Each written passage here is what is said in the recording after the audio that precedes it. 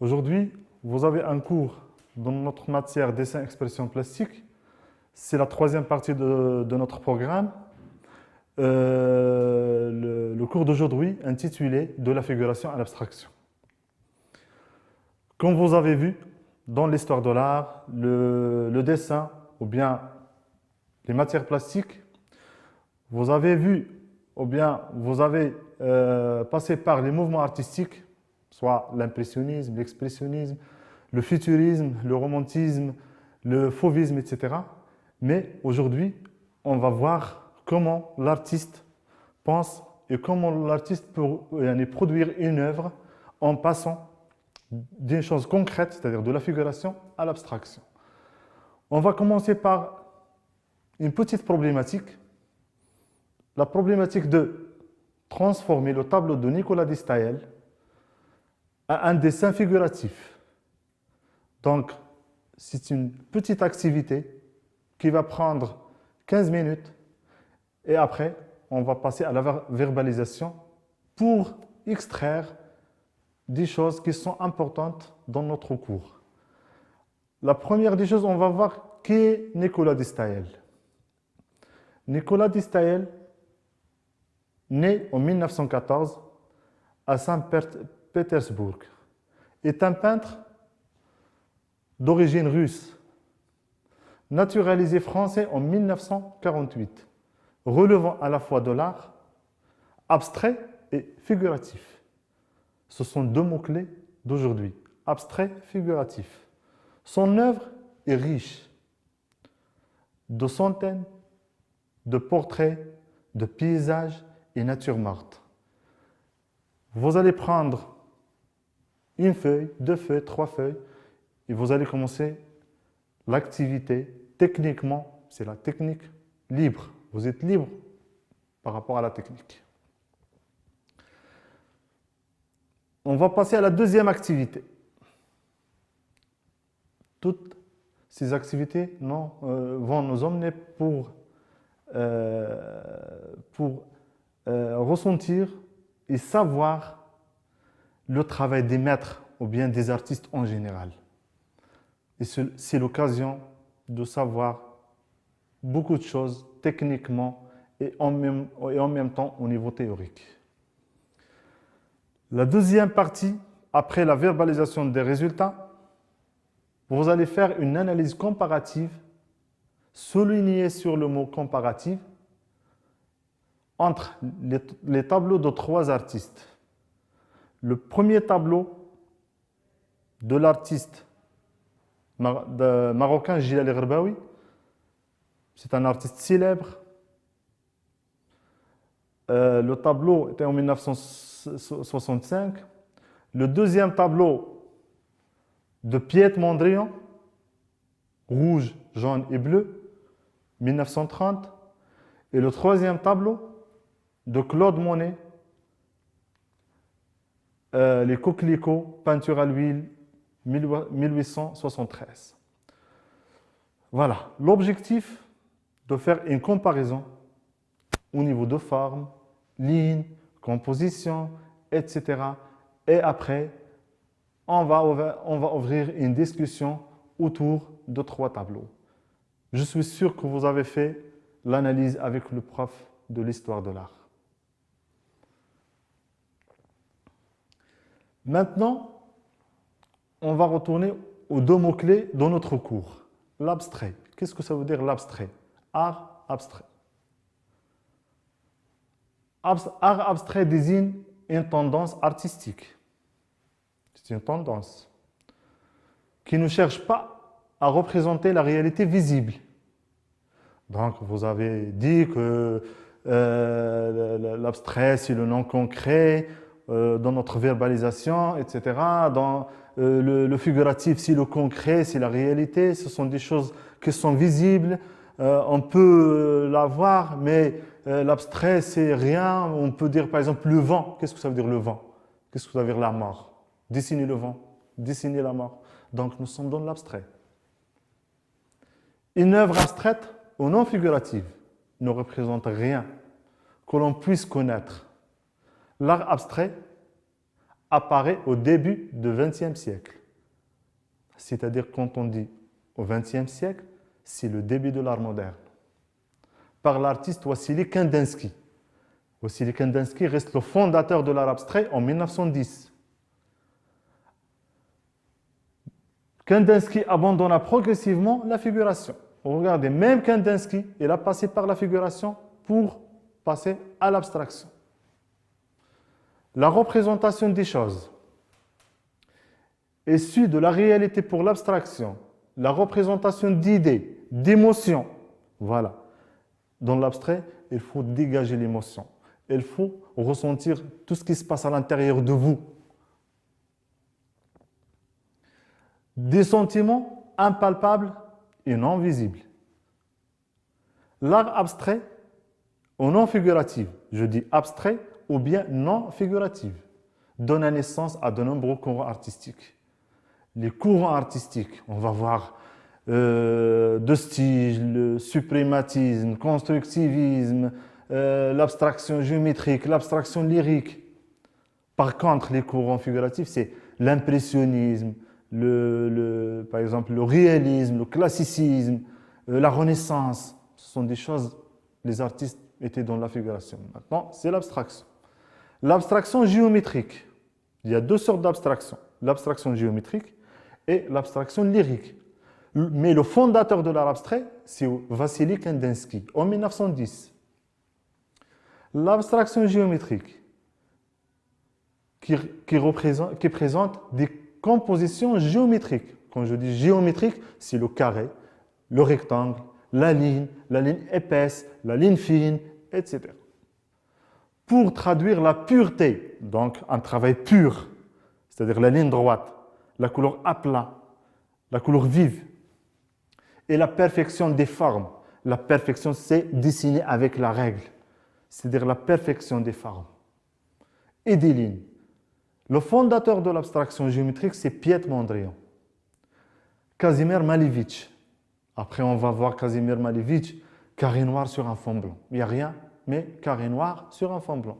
C'est la pureté de la stylisation et de la simplicité. Theo van Doesburg est dans l'art contemporain l'op art, c'est-à-dire l'optique art avec Vasarely et l'art minimal. Maintenant, l'abstraction lyrique. Quand je dis l'abstraction lyrique, c'est l'abstraction informelle. Pas de forme, mais c'est gestuel, c'est spontané, etc. Qui s'attache à traduire des émotions par le jeu libre. Le jeu libre. Vous avez vu que l'abstraction géométrique, c'est un peu mathématique. C'est la règle, la ligne droite, la forme, etc. Mais l'abstraction lyrique, c'est la liberté totale de geste, des formes et des couleurs. Wassily Kandinsky, Kopka, l'expressionnisme abstrait de Jackson Pollock, c'est-à-dire dripping. Jackson Pollock, il a pris la peinture comme ça, il a commencé à jeter la peinture sur toile. Rien, on ne voit rien, mais que des taches. Le tachisme ou bien le dripping. Jackson Pollock, c'est l'artiste américain et c'est le fondateur même de l'abstraction lyrique. Et William de Kooning. Les travaux de Kazimierz Malevich, né 1878-1935, peintre d'origine russe,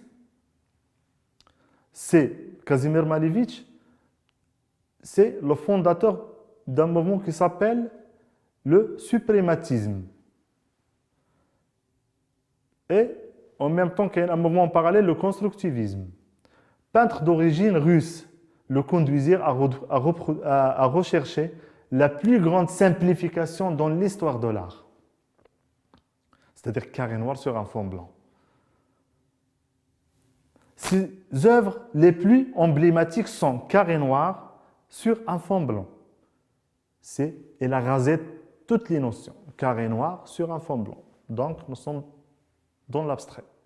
Et carré blanc sur un fond blanc, qui ne représente rien d'autre que ce que le titre indique. Le titre indique que le carré noir sur un fond blanc. Mais on ne peut pas dire, voilà, un paysage, c'est une nature morte. Non, rien.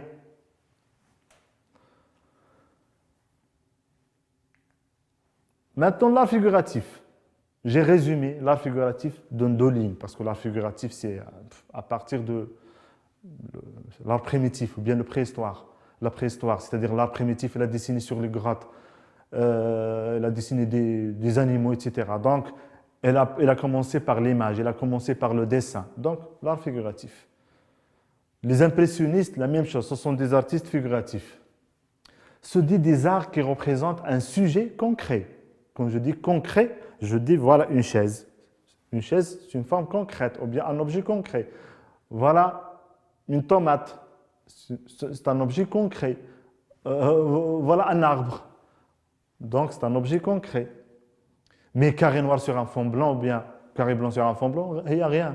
C'est de l'abstrait. Qui représente un sujet concret, reconnaissable, comme un dessin, soit un dessin ou une peinture d'un objet ou d'un paysage, ou même le corps humain.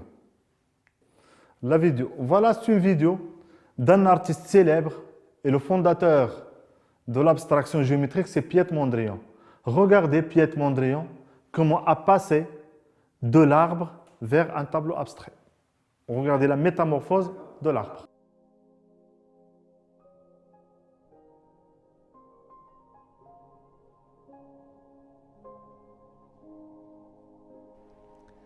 Piet Mondrian était un peintre hollandais. Né en 1872, son père lui transmet le goût pour le dessin et son oncle l'initie à la peinture. Mais ce fils d'instituteur n'est pas devenu le chef de file de l'art abstrait du jour au lendemain. À 20 ans, il entre à l'Académie des Beaux-Arts d'Amsterdam où il va recevoir une formation des plus classiques. Il commence alors par peindre des paysages réalistes, des natures mortes ou des portraits.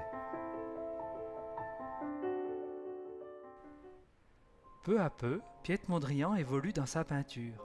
Il simplifie ses tableaux, comme ici avec ses arbres au style de plus en plus épuré.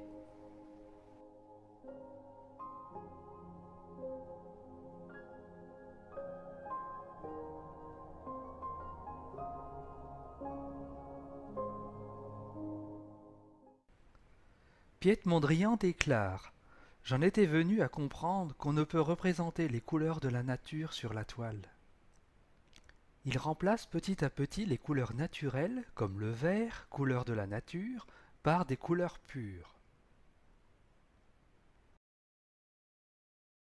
Lors d'une exposition en 1911, il découvre les œuvres de Braque et de Picasso. Il trouve leurs tableaux magnifiques et décide alors de venir vivre à Paris pour les rencontrer. Il commence bientôt à vouloir peindre comme eux. En 1912, Mondrian s'installe à Paris. Son œuvre commence alors à devenir abstraite. En 1915, Piet Mondrian s'emploie à vouloir dépasser le cubisme. Il veut aller vers une abstraction encore plus poussée. Il ne peint plus que des lignes horizontales et verticales. Il utilise les couleurs primaires, le rouge, le bleu et le jaune, ainsi que le blanc et le noir. Ces tableaux deviennent des grilles avec des formes géométriques, comme les carrés et les rectangles. À partir de 1930, il modifie son style et multiplie les lignes noires.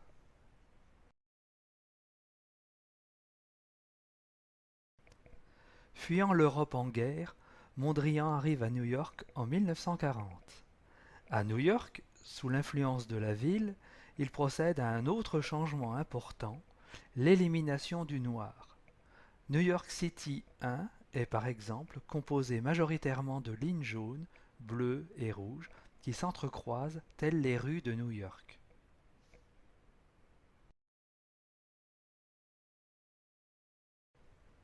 À la fin de son œuvre, il intègre la notion de rythme dans ses créations. Il découvre le jazz et il adopte le boogie-woogie.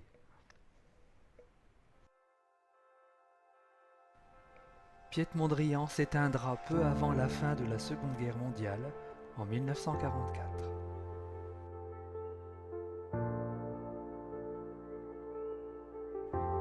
Si son art a peu été reconnu de son vivant, Mondrian est aujourd'hui synonyme de modernisme et son travail toujours d'actualité. On retrouve son influence dans de nombreux objets du quotidien, dans le domaine de la publicité ou dans le monde de la mode.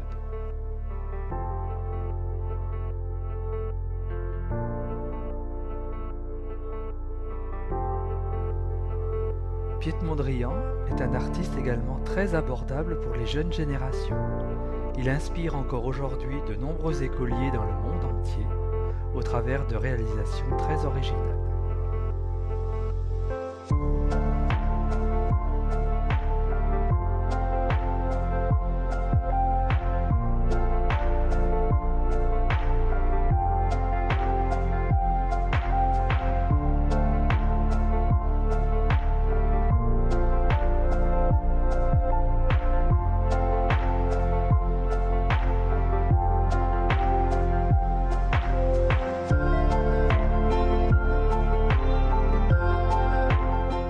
Maintenant, activité 3. Regardez, il y a un travail d'un artiste célèbre qui s'appelle Roy Lichtenstein. Il a commencé par un objet figuratif, c'est le veau ou bien le taureau. Et voilà comment a passé d'un objet concret ou bien d'une forme ou bien d'un animal vers une composition abstraite. Le travail demandé, stylisation ou bien styliser et simplifier la photo qui est devant vous, c'est-à-dire l'image à un tableau abstrait à la manière de l'artiste Roy Lichtenstein. Matériel crayon et crayon de couleur. Crayon de couleur. Vous allez prendre un peu de temps pour faire une recherche à partir d'un paysage urbain, c'est la Casbah de Tanger. La même chose, une autre stylisation et simplification de l'artiste Van Desburg, c'est même lui aussi le fondateur de l'abstraction géométrique. Voilà comment on a passé d'un tableau de Van Gogh vers une abstraction pure et simple. Voilà les recherches. Après, regardez le travail final. L'énoncé. Le travail d'aujourd'hui. Qu'est-ce que vous allez faire après cette projection? À partir de cette photo qui représente le quartier Habous à Casablanca, créer un tableau abstrait en s'inspirant de tous les styles de l'abstraction, c'est-à-dire soit l'abstraction géométrique, soit lyrique, soit les deux. Donc vous êtes libre. C'est à vous de dégager toutes les formes, les lignes, etc. et faire un tableau personnel propre à vous. Matériel, toile au carton rigide 50 sur 50 cm, brosse et pinceau. Les couleurs naturelles, quand je dis couleurs naturelles, c'est le safran, le henné, la terre, etc. La couleur industrielle, gouache, aquarelle et acrylique. La technique de collage, la colle, etc. Voilà quelques photos pour rapprocher le concept. Plus, voilà quelques tableaux. Le premier de Piet Mondrian, le deuxième tableau abstrait de Robert Rauschenberg, Franz Klein, Jackson Pollock, le draping, Mohamed El-Mlihi, l'artiste marocain. Voilà deux tableaux figuratifs, Claude Monet, les coquelicots 1873, les glaneuses de Millet, c'est un tableau figuratif. Ou bien ce sont deux tableaux figuratifs. Deux tableaux de Claude Bravo et le deuxième, Verre de thé de Aziz Benja, c'est un artiste marocain, il est très connu par sa palette vive et forte. Il vit à Tétouan. Vassili Kandinsky. On va voir quelques biographies sur les artistes. Vassili Kandinsky, c'est le fondateur de l'art abstrait. Est un peintre, ses nationalités sont russes, allemand, ukrainienne et français. C'est l'un des fondateurs de l'art abstrait. Il est né à Moscou en 1866 et mort à Neuilly-sur-Seine en 1944 à 78 ans. Il est l'un des artistes les plus importants du XXe siècle. Il a créé la première œuvre non figurative de l'art moderne, c'est-à-dire qui ne représente pas le réel. Piet Mondrian, la même chose, c'est le fondateur de l'abstraction géométrique. Maître de la ligne droite, du quadrillage parfait et des couleurs primaires. Piet Mondrian, né en 1872 et mort en 1944, est l'un des fondateurs de l'abstraction normalement géométrique et la grande figure du mouvement de Stigl. Après, on va voir le mouvement de Stigl, bien le style. À la recherche d'un art total, l'artiste néerlandais visait la création d'un langage pictural universel, néanmoins radical, sans négliger la dimension spirituelle, aux côtés de Vassili Kandinsky et de Kazimir Malevich, mais dans un style bien différent. Même, ce sont des artistes abstraits, mais il y a toujours une différence entre autre et autre. Mondrian a consacré la naissance de l'art moderne. Toujours, ce sont des artistes qui rentrent dans le début de l'art moderne.